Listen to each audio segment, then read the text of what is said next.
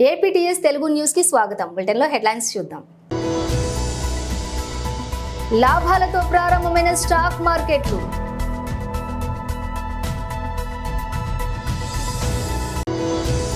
ఢిల్లీలో అర్ధరాత్రి కలకలం రేపిన ఎన్కౌంటర్, ముగ్గురు కరుడుగట్టిన గ్యాంగ్స్టర్ అరెస్ట్.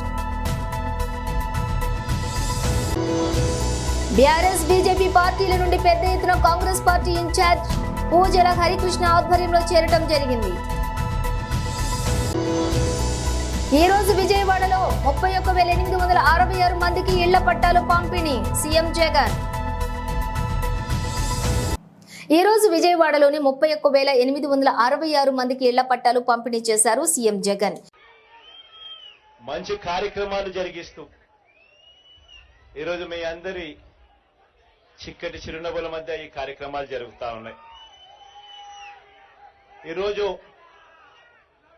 విజయవాడలోనే దాదాపుగా 31,866 పట్టాలకు సంబంధించి రకరకాల కేటగిరీస్ లో ఉన్న ఈ పట్టాలను రెగ్యులరైజ్ చేసి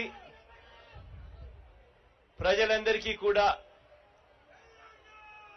మంచి చేస్తూ వీటికి సంబంధించిన సంపూర్ణ హక్కులు ఆ కుటుంబాలకు ఇచ్చే ఒక మంచి కార్యక్రమం ఈ రోజు శ్రీకారం చుడతా ఉన్నాం.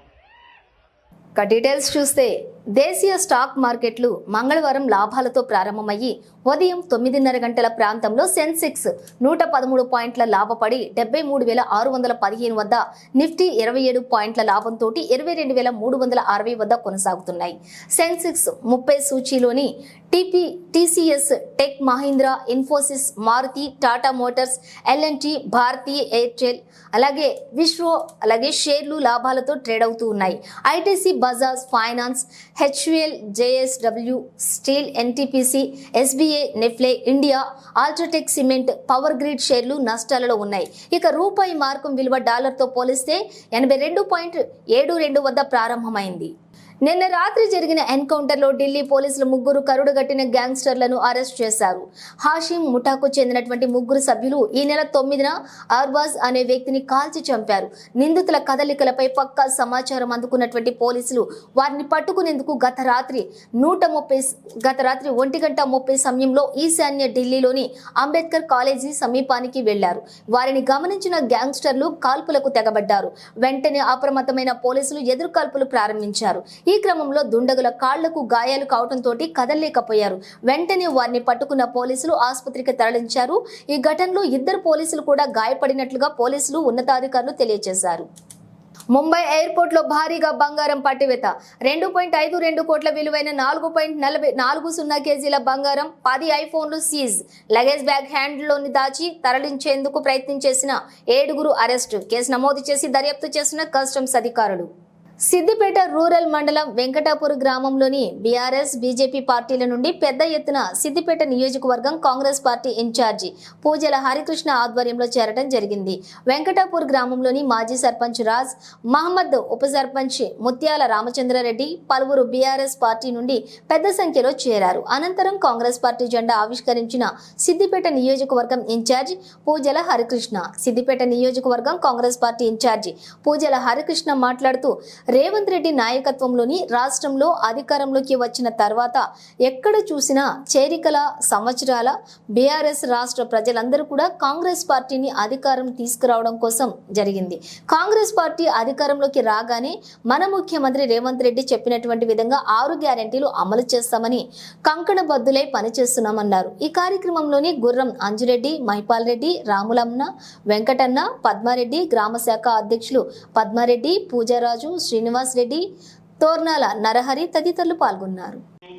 సిద్దిపేట రూరల్ మండలంలోని వెంకటాపూర్ గ్రామంలో జెండా ఆవిష్కరణ కార్యక్రమం ఈ గ్రామ శాఖ అధ్యక్షుడు దుర్గయ్య గారి ఆధ్వర్యంలో జరుగుతున్నటువంటి ఈ చేరికల కార్యక్రమానికి పెద్దలు ఈరోజు గతంలో అప్పటి ఎమ్మెల్యేగా పనిచేసినటువంటి సిద్దిపేటకు ప్రాతినిధ్యంగా ఉన్నటువంటి పెద్దలు గౌరవనీయులు మదన్ మోహన్ గారితోనే పనిచేసినటువంటి అనుభవం ఉన్నటువంటి రాజ్ మహమూద్ గారు టిఆర్ఎస్ పార్టీలో సర్పంచ్ గా ఉండి ఈ రోజు కాంగ్రెస్ పార్టీలో చేరడాన్ని మనస్ఫూర్తిగా స్వాగతిస్తా ఉన్నాను.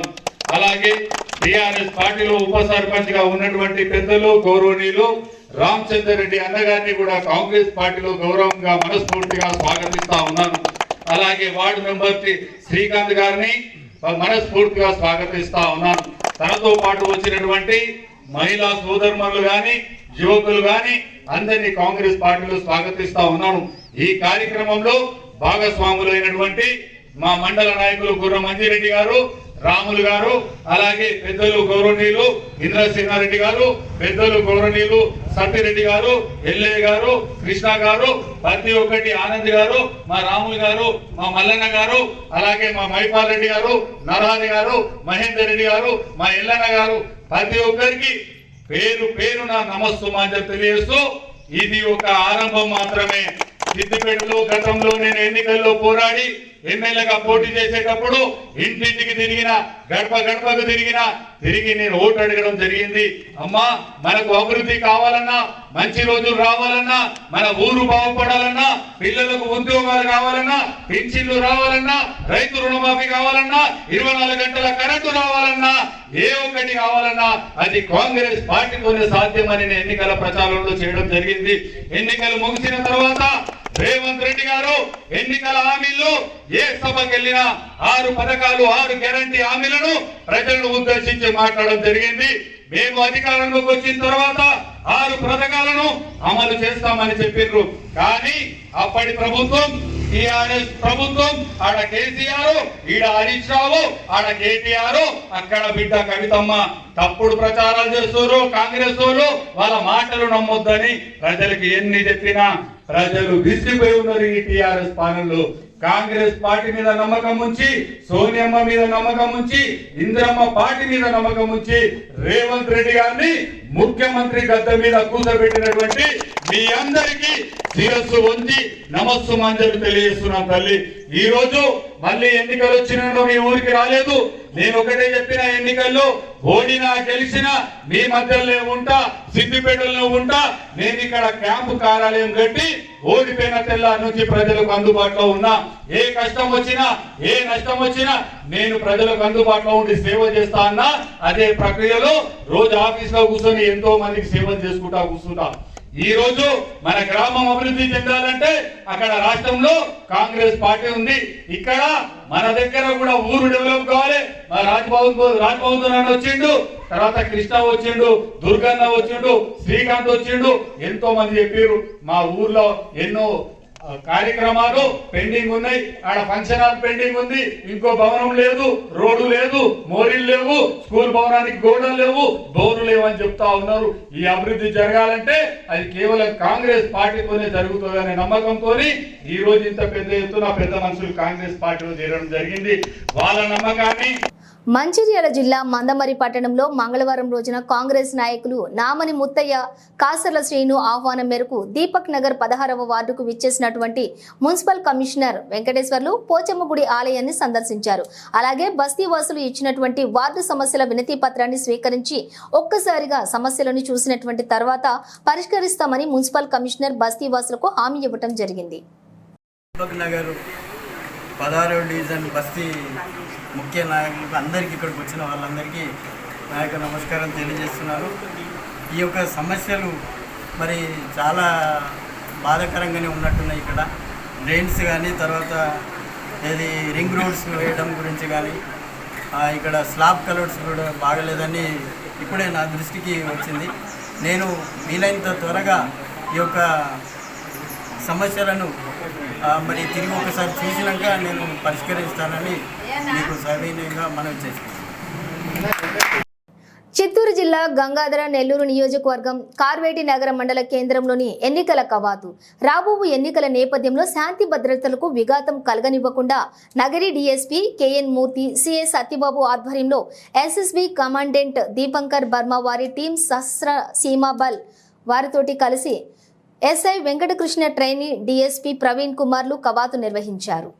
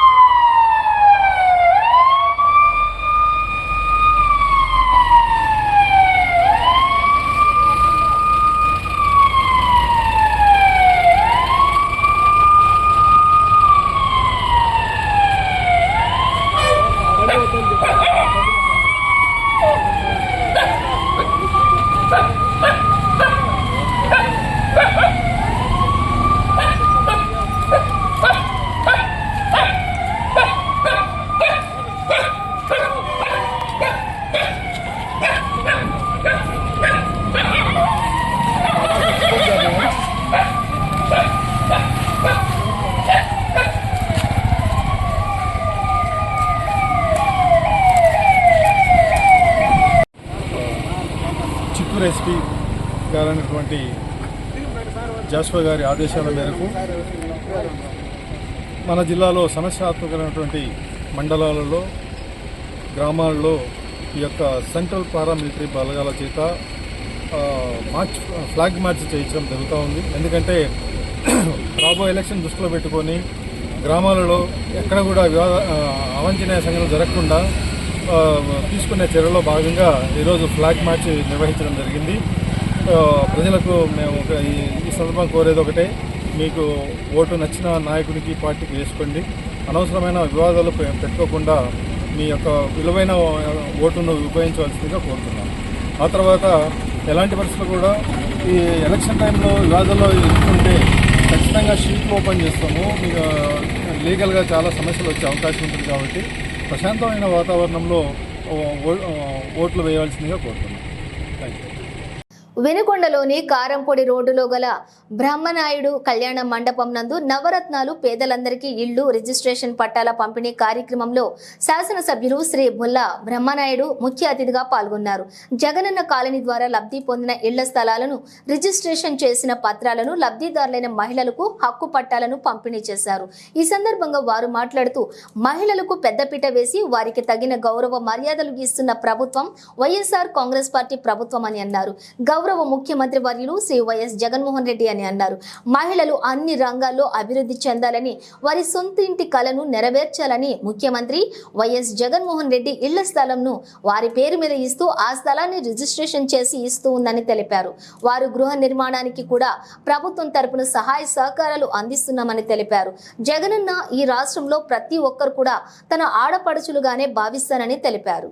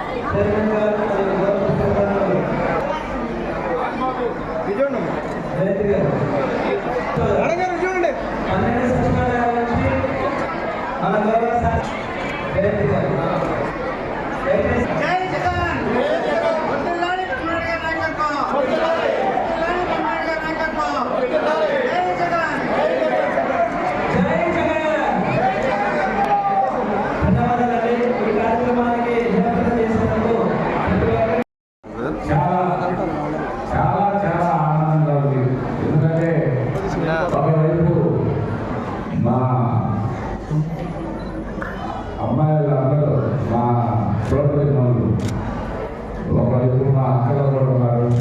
అక్కల తక్కువ, చెల్లెలు ఎక్కువ. ఎందుకంటే మీ అందరికీ పెట్టాలని దాదాపుగా ఇక్కడికి వచ్చిన వాళ్ళు నాకంటే పెద్దలు లేదేమో. మా అమ్మాయి అందరూ కూడా చెల్లెమని వాళ్ళ ఆశీర్వాదం ఎప్పుడు నాకు మా తోడుకుంటుందని నేను ఎప్పుడు అనుకుంటాను. ముందు మా తోడుకుంటూ మనస్ఫూర్తిగా కృతజ్ఞతలు తెలియపరుస్తున్నాను. శుభాకాంక్షలు కూడా తెలియపరుస్తున్నాను.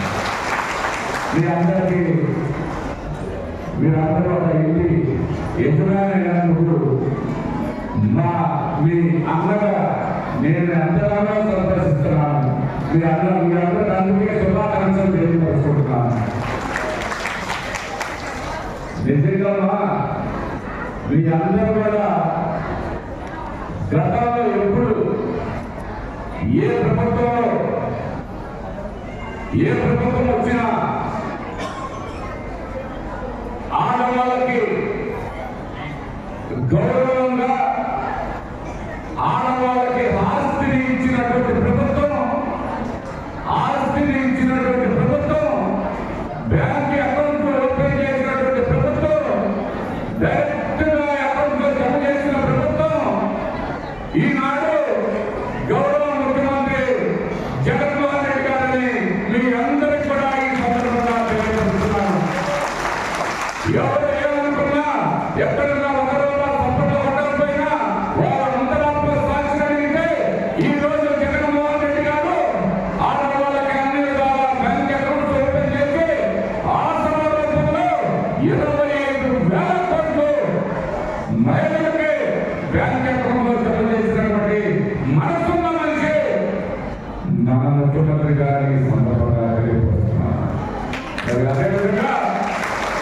ఏలూరు జిల్లా కైకలూరు మండలంలోని కొల్లేటికోట గ్రామంలో వేంచేసి ఉన్న శ్రీ శ్రీ శ్రీ పెద్దింటి అమ్మవారి వార్షిక జాతర మహోత్సవాలు కైకలూరు శాసనసభ్యులు దూలం నాగేశ్వరరావు ఎమ్మెల్సీ జయమంగళ వెంకటరమణ ప్రారంభించారు. ముందుగా వారందరినీ ఆలయ కార్యనిర్వహణాధికారి కెవి గోపాలరావు పూర్ణ కుంభంతో సన్నాయి మేళ వాయిద్యాలతోటి మర్యాదపూర్వకంగా ఆహ్వానం పలికారు.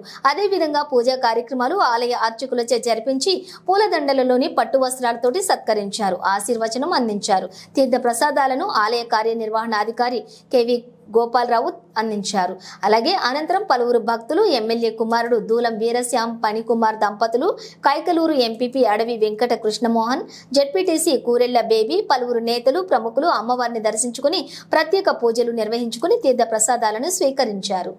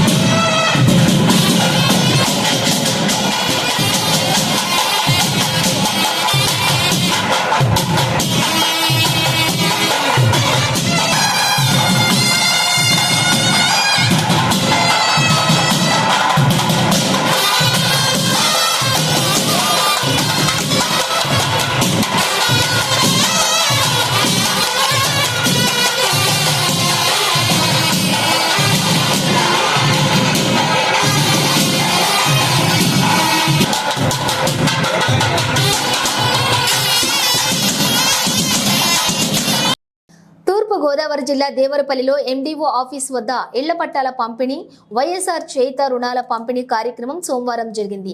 ఈ కార్యక్రమానికి హోంమంత్రి తానేటి వనిత హాజరయ్యారు.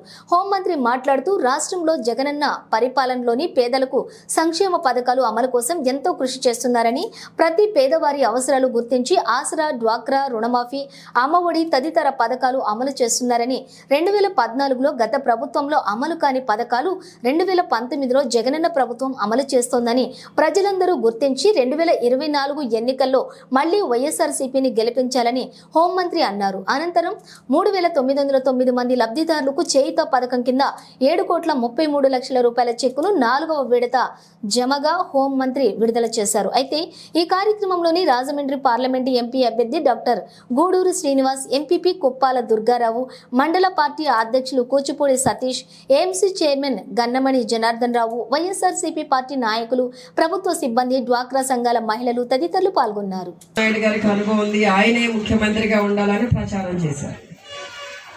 ఆ రోజున 2014లో చంద్రబాబు నాయుడు గారు ఏదైతే బడ్జెట్ పెట్టారో 19లో జగన్ అన్న అదే పెట్టారు. మరి ఇక్కడ 2019 నుండి ఇప్పటి వరకు జగన్ అన్న ఇచ్చిన అన్ని సంక్షేమ పథకాలు ఆ రోజున చంద్రబాబు నాయుడు గారు ఎందుకు ఇవ్వలేకపోయారని మనం ఆలోచన చేస్తే, ప్రజల యొక్క కష్టాలని, ప్రజల యొక్క అవసరాలను తీర్చడానికి అనుభవం కాదు, మంచి మనసు ఉండాలి. మనసున్న మహారాజులా ఈ రోజున జగనన్న మనందరికీ కూడా సంక్షేమ పథకాల రూపంలో ఆదుకున్నారన్న విషయాన్ని మీ అందరికీ కూడా తెలియజేస్తున్నాను. నేను ఎందుకంటే ఈ రోజున మన బిడ్డలను చదివించే కార్యక్రమం ఎవరు తీసుకున్నారమ్మా? జగన్ అన్న తీసుకున్నారు. మరి మన డోక్రా రుణాలు తీర్చే కార్యక్రమం తీర్చారమ్మా? రుణమాఫీ జరిగిందా? ఆసరా పథకం ద్వారా 4 విడతలు ఇచ్చారమ్మా? ఎవరు ఇచ్చారు దాన్ని? జగన్ అన్న ఇచ్చారు. 0 వడ్డీ ఇస్తున్నారమ్మా? ఈరోజు ఏమి ఇస్తున్నారు మీకు? చేయూత. అమ్మ మీకు ఒక్కరికే ఒక సంవత్సరానికి 18,750 రూపాయలు ఇస్తుంటే మరి మన గ్రామంలో ఉన్న వాళ్ళందరికీ, మన మండలంలో ఉన్న వాళ్ళకి, మన నియోజకవర్గం, మిగిలిన నియోజకవర్గం మొత్తం రాష్ట్రం అంతా ఎన్ని వేల కోట్ల రూపాయలు తల్లి, ఎన్ని వేల కోట్ల రూపాయలు ఖర్చు పెడుతున్నారు ఈ రోజున జగన్ అన్న. పోనీ ఇన్ని రూపాయలు మనకి ఇస్తున్నారు కదా, ఇచ్చే క్రమంలో 1 రూపాయి అయినా మనం తిరిగి వెనక్కి కడుతున్నామా? కడుతున్నామా? అమ్మఒడి కానీ, చేయూత కానీ, మీ డోక్రా రుణమాఫీ కానీ, 0 వడ్డీ కానీ, అమ్మా కాపు నేస్తం కానీ, ఈబీసీ నేస్తం కానీ కడుతున్నామా? ఏది కట్టట్లేదు. అంటే ఈ రోజున మీ అందరికీ కూడా ఈ సంక్షేమ పథకాలు ఎందుకు ఇస్తున్నారు జగన్ అన్న అంటే, ఎందుకు ఇస్తున్నారమ్మా మీకు ఈ డబ్బులన్నీ? ఎందుకు ఇస్తున్నారమ్మా?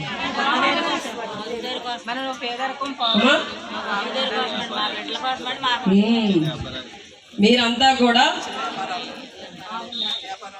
మీ కాళ్ళ మీద మీరు నిలబడి ఆర్థిక స్వతంత్రులుగా బలపడాలన్నది జగన్ అన్న యొక్క ఆలోచన. సాధారణంగా మన కుటుంబాలలో యజమాని ఒక్కరే సంపాదిస్తుంటారు. ఆ ఒక్క సంపాదన మీదనే మన కుటుంబం భారం అంతా కూడా ఉంటుంది. మన ఇంటి అవసరాలు తీరాలి, కుటుంబంలో ఉన్న ప్రతి ఒక్కరి అవసరాలు తీరాలి, సరిపోవట్లేదు. ఏదైనా అత్యవసరమైనప్పుడు ఏం చేస్తారు? గబగబా పక్కింటికి వెళ్ళి అప్పు తీసుకొస్తారు. అప్పు తీసుకున్న తర్వాత ఏమవుతుంది? వడ్డీకి చక్ర వడ్డీలు కట్టాలి. మన జీవితం అంతా వడ్డీలు కట్టడమే కానీ అసలు తీర్చం. ఏమో ఈ లోపల వాళ్ళు వచ్చి మన పీకల మీద కూర్చుంటే ఏం చేస్తాం? మనకున్న భూమో ఇల్లో ఏదో ఒకటి అమ్మేసి మొత్తం వాళ్ళు అప్పు తీరుస్తాం. అప్పు తీర్చిన తర్వాత మన ఇంట్లో పరిస్థితి ఏంటి? ఉండడానికి ఇల్లు ఉండదు, తినడానికి కష్టము. ఇన్ని ఇబ్బందులు పడుతున్న మనకి, మన కుటుంబాలలో ఈ రోజున. బులెటిన్ ముగించే ముందు హెడ్లైన్స్ మరోసారి. లాభాలతో ప్రారంభమైన స్టాక్ మార్కెట్లు.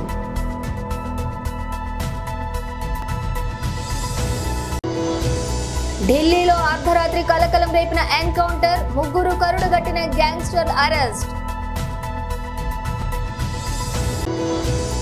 బీఆర్ఎస్ బీజేపీ పార్టీల నుండి పెద్ద ఎత్తున కాంగ్రెస్ పార్టీ ఇన్ఛార్జ్ పూజల హరికృష్ణ ఆధ్వర్యంలో చేరటం జరిగింది. ఈ రోజు విజయవాడలో 31,866 మందికి ఇళ్ల పట్టాలు పంపిణీ, సీఎం జగన్. ఇది ఇవాల్టి బులెటిన్ అప్డేట్స్. మరో బులెటిన్తో మళ్ళీ కలుద్దాం.